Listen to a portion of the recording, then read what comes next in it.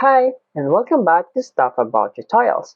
In today's video, we are going to talk about on how you can see your earnings on your Fiverr application. Maybe you are working as a freelancer on Fiverr and you want to see your earning, but you don't know how. So today, I am going to show you on how you can see your earnings on Fiverr.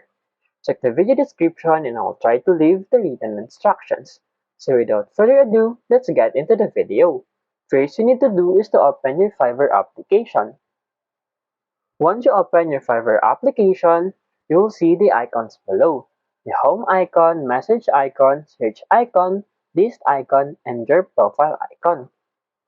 So to see your earnings on Fiverr, simply tap on this profile icon. To see your earnings, you have to switch your account to seller mode. Once you are in a selling mode, tap on this earnings. And now you will see your earnings. You have here the available for withdrawal.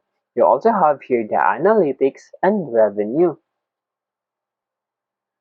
There you go. If you wanted to know how to see your earnings on Fiverr, that is the easiest way I know how. If you know another way to see your earnings on Fiverr, leave a comment below. Also, be sure to subscribe for more videos.